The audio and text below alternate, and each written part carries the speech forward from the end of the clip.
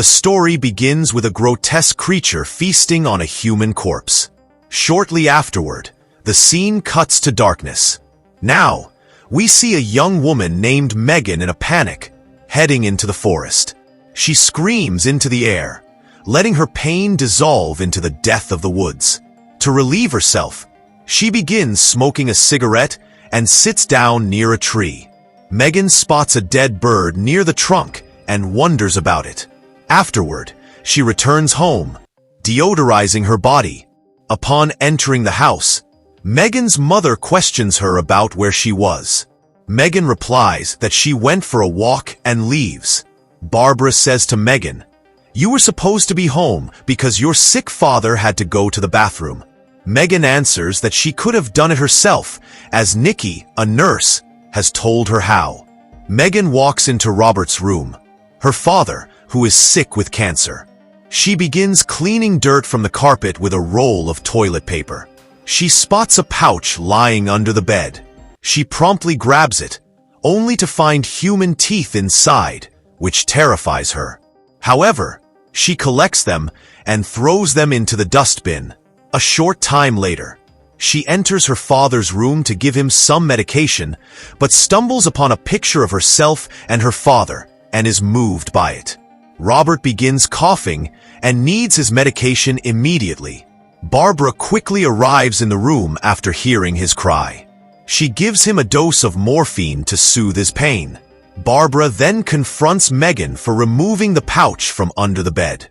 Megan explains that the pouch, full of human teeth, has a foul odor, but Barbara remains obstinate and returns the pouch under Robert's bed. Megan asks her mother when she started believing in voodoo. Barbara responds that she has always had a spiritual side, while Robert lies gravely ill with blood cancer in bed. Both mother and daughter have to look after him. Nikki, a nurse, arrives at the house and prepares a full dose of morphine to give to Robert.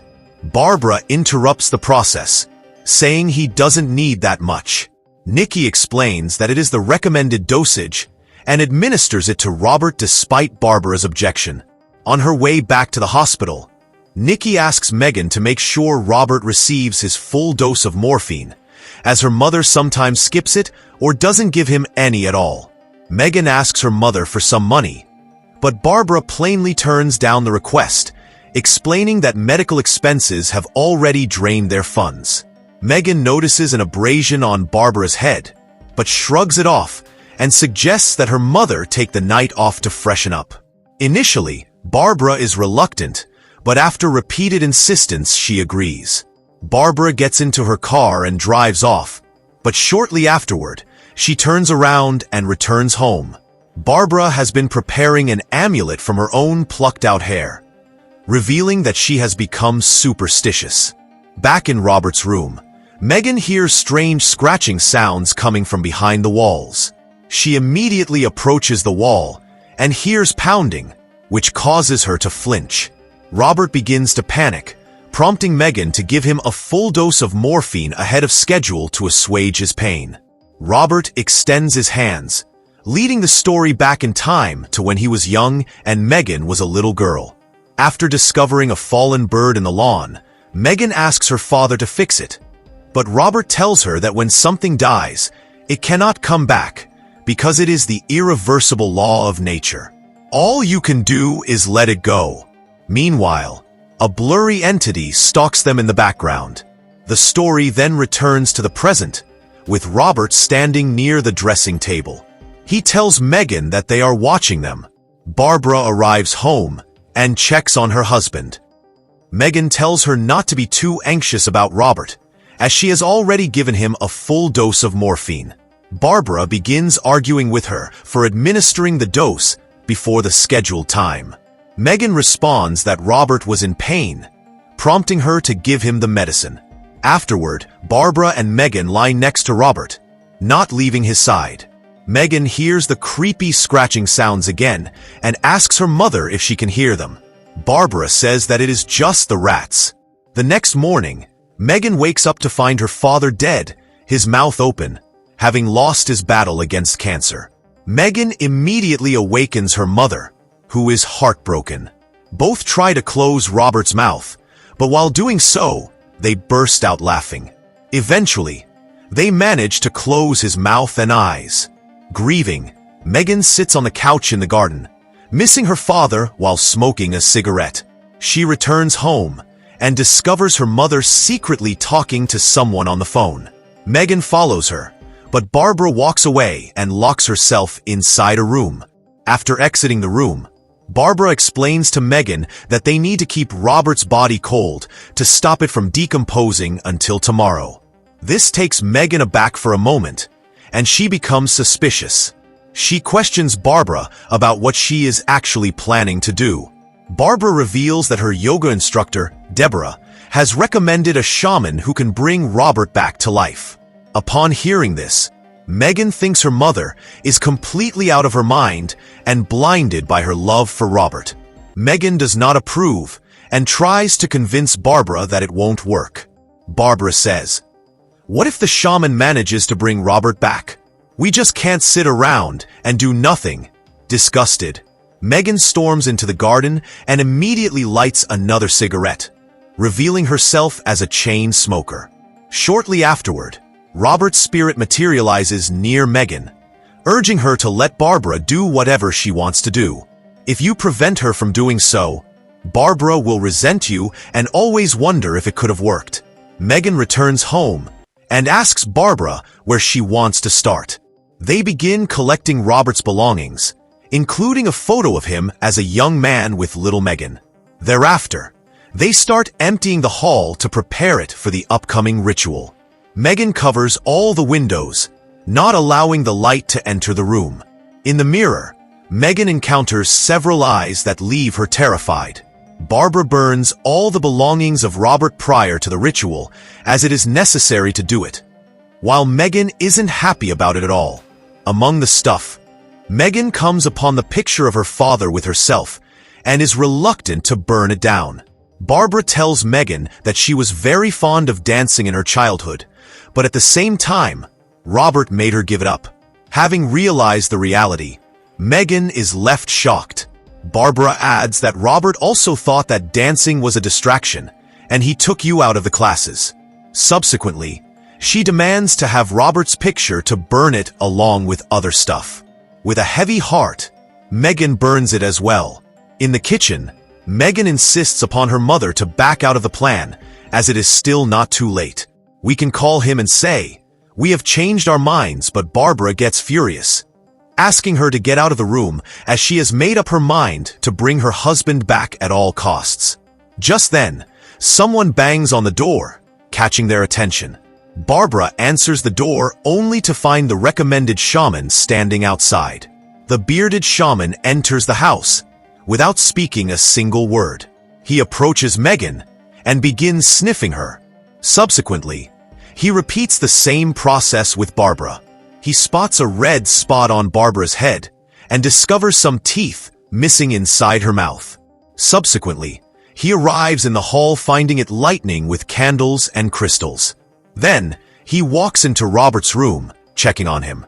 The shaman senses the presence of a pouch under Robert's bed, prompting him to pull it out and put it in his pocket.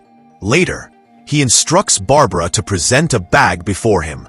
After that, Megan and Barbara begin removing Robert's dead body from the bed for the ritual and start undressing him, not even leaving underwear on his body. The reticent shaman orders them to clean Robert's body with a soaked piece of cloth to sanctify his body. Barbara takes out the amulet which she prepared from her plucked out hair, forcing Megan to question her about it.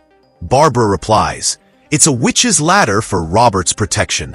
Next, Barbara and Megan enter the ritual hall only to find the shaman making preparations for the ritual, making a protective circle with many cryptic symbols. Barbara approaches him, only to be required to put Robert's body within the circle.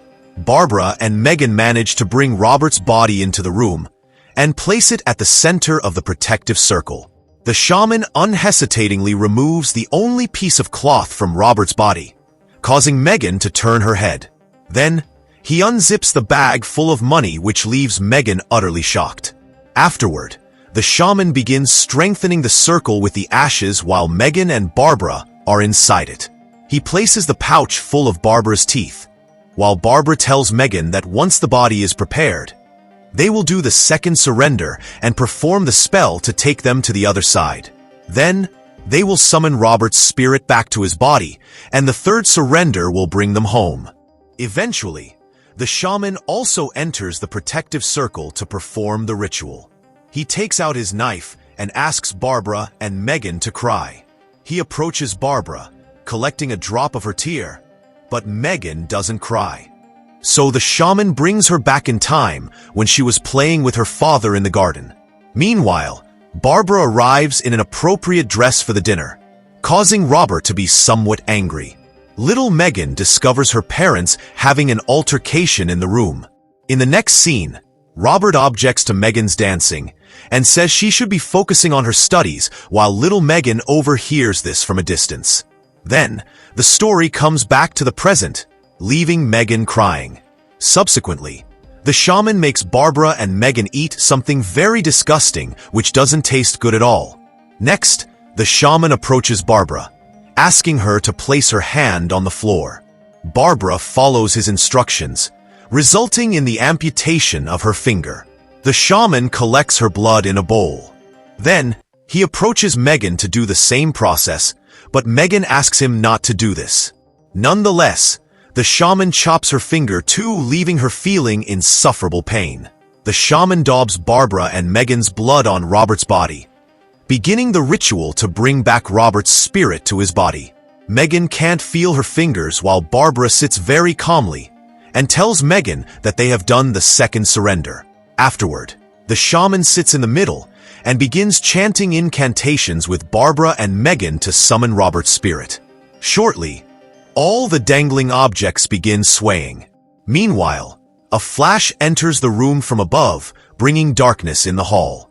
Seconds later, Megan lights a candle, restoring the light.